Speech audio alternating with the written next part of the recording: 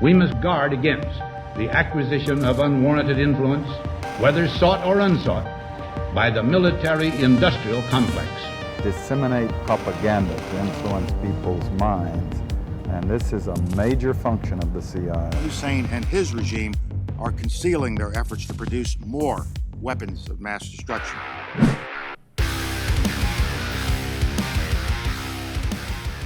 Welcome back to Notify America. We have a number of pressing stories to get to, stories that include some new information on what Congress is planning for right now regarding CBDCs, Central Bank Digital Currencies. Also the latest on President Biden's Motorcade incident last night, and a cyber attack, a massive cyber attack that left most of Iran closed for business. And the latest attack on free speech and X as well. But before we get started, press the like button and consider subscribing. Helps the channel out, and I appreciate your support. So, in a recent session of the House Financial Services Committee that took place last week, government officials provided updates on advancements in digital identification, that's digital ID, and central bank digital currencies, CBDCs, technologies that could potentially grant the government unprecedented control and surveillance capabilities. Now, during the hearing, Democratic representatives expressed support for these technologies, particularly CBDCs, and criticized their colleagues, mostly Republicans, advocating for legislation to halt their development.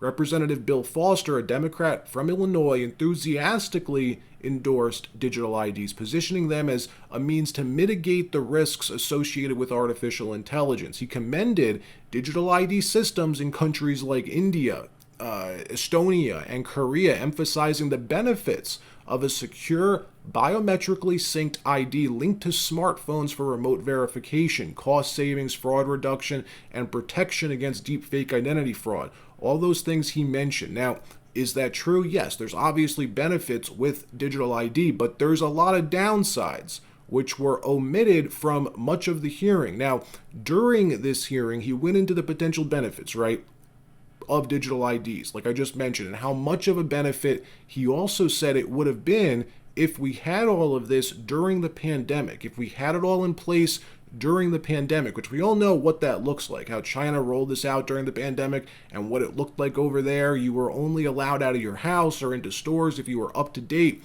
on your jabs. If you weren't, you were denied. Now, during the hearing, another Democrat representative, Stephen Lynch from Massachusetts, shifted the focus over from digital IDs to CBDCs, cautioning against the U.S. lagging behind other nations in exploring this technology. But that's the thing, we're not. The Fed is spending millions of dollars developing a CBDC right now. They've been studying this for a while. They have a whole department set up that's researching this and building a test pilot CBDC, which they already rolled out in a controlled trial to a small sample set of people. They did this last year. But what you may not know about that is the research that the Fed is doing. The CBDC that they're building is based off a blueprint provided to them by none other than the WEF, the World Economic Forum, who put together a CBDC policymaker toolkit, which they provide to all the cooperating nations around the globe. So again, why is the WEF playing a role in this at all? Why is our Federal Reserve even entertaining ideas from the WEF? Now, in another story, yesterday evening, as President Biden was leaving a dinner he attended at his re-election campaign headquarters in downtown Wilmington, a sedan, crashed into his motorcade. All this was captured on video as a reporter was waiting outside for the president to ask some questions to. Now, as I play the video, as I play the clip, you're going to hear a loud crash in the background, which leaves Joe completely stunned. He kind of freezes in place for a few seconds before the Secret Service rush him into his SUV. Moments later, agents surround the vehicle with their weapons drawn. Watch. Mr. President, why are you losing to Trump in the polls?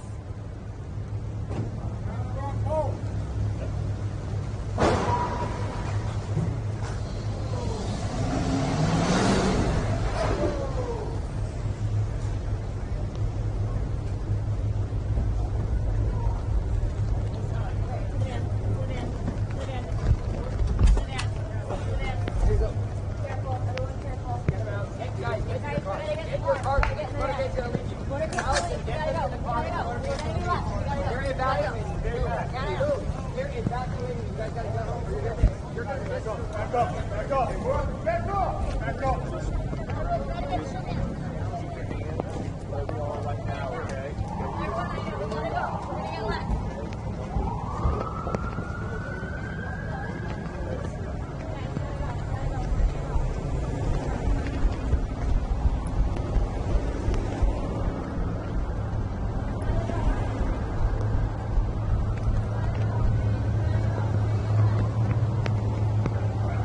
Now, at the time that I'm recording this video, there's no new information as to whether the driver of the sedan purposely crashed into the motorcade or if it was an accident. It looks like it was an accident. When you look at the photo of the man who did it, you can see he's completely shocked with who he just hit. But again, that's speculation. I'll keep you posted as new information arises. Now, in another story over in Iran, regular Iranians woke up yesterday to their country being almost completely shut down in what looks to be a state-sanctioned cyber attack against the country's gas stations. Here's the headline. Israeli hackers shut down 70% of Iran's gas stations. Ariel Lawful writes this: Predatory Sparrow, an Israeli hacker group, takes credit for paralyzing 70% of Iran's gas station infrastructure in a cyber attack, intentionally leaving only 30% functional as a humanitarian corridor. Iranian officials confirmed the operational status of only 30% of the stations nationwide. The group demonstrated restraint, they said, urged Iran to maintain emergency pumps on alert. This was allegedly in response to Iranian hackers shutting down Ziv Hospital in Israel. Now, over in the EU Commission, the European Union, just initiated a formal inquiry into X, formerly known as Twitter's content moderation and their advertising practices. This marks the first time this law has been used against a social media company. Enacted in November 2021, the DSA, EU's Digital Services Act, aims to compel major online platforms and search engines to more rigorously monitor content and censor positions and information they deem to be problematic, all under the guise of countering misinformation. It's something that Elon has been anticipating, by the way, and coincidentally, he happened to be in Italy yesterday meeting their prime minister, someone who's a likely ally to free speech. Here he is yesterday delivering a warning before his meeting with the prime minister. Watch.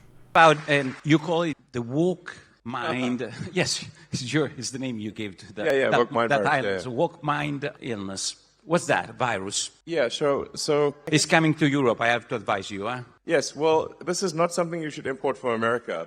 Please don't import the woke mind virus. It's bad. So essentially, that, to summarize maybe the woke mind virus, it consists of creating very divisive identity politics. So it actually amplifies, woke mind virus, in my view, amplifies racism, amplifies, frankly, sexism, and all the isms. And while claiming to do the opposite, it actually divides people and makes them sort of hate each other, and it makes people hate themselves. And it's also anti-meritocratic. It's not merit-based.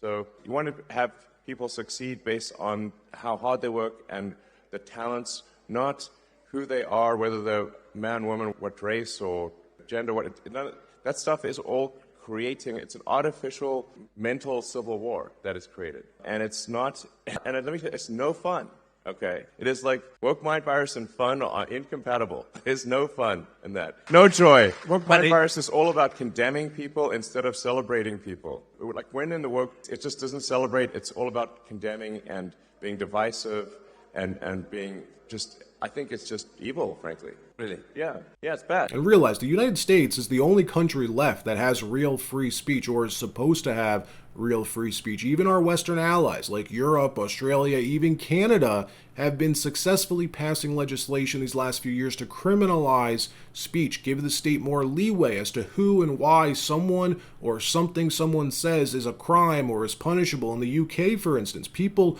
are being arrested for saying the wrong thing. That kind of thing's now commonplace over there. This is happening on both sides of the political aisle.